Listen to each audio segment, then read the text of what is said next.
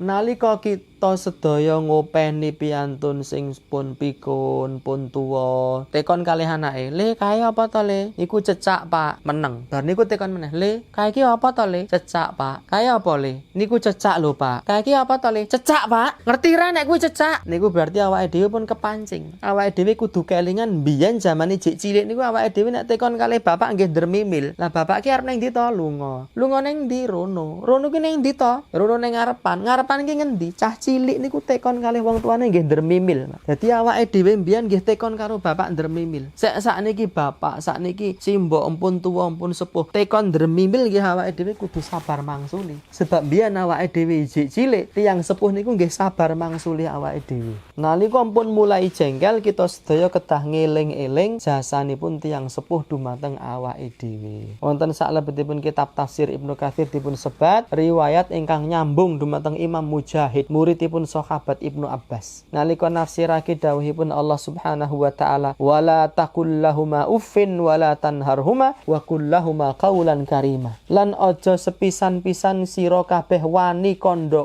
marang wong tuamu sak keloron. Aja digetak wong tuamu loro. Ning matura ana ngarsane wong tuamu loro kanthi atur sing andhap asor nglembah manah. Niku maknane tetembungan kasar sing paling enteng piyambak. Kasar niku rak tingkat-tingkatan nggih. Enten sing kasar banget, enten sing kasar tok, enten sing kasare sithik banget. Lah niku tetembungan sing kasare sithik banget. Niku mboten pareng dingendikake ten ngarsanipun tiyang sepuh. Wonten riwayat sanesipun Imam Mujahid ngendika sing diarani iku nalika sira ngresiki nggih menika tiyang sepuh niku nembe mbucal nggih, buang air besar, pun pikun, anake ngresiki niku anake tidak boleh menampakkan muka jijik wonten ngarsanipun tiyang sepuh. Niku sing diarani wala taqul lahuma uffin. Aja sepisan-pisan kowe kandha aja sepisan-pisan kowe jijik nalika kowe ngresiki teleke wong tuamu. Kaya dene wong tuamu mbiyen ya ora tau jijik nalika ngresiki telekmu. Niku pepeling saking para ulama ussalaf supados kita sedaya tansah pinaringan sabar. Salajengipun nggih kedah asring-asring nyuwun ndedonga dumateng Allah supados Allah ndadosake awake dhewe niki anak-anak sing ngabekti dumateng tiyang sepuh. Nggih, niku lawang swarga sing nembe dibuka. Tiyang sepuh sing pun pikun kok awake dhewe ngopeni wong tua pikun, ateges awake dhewe niku diparingi dening Allah lawang swarga sing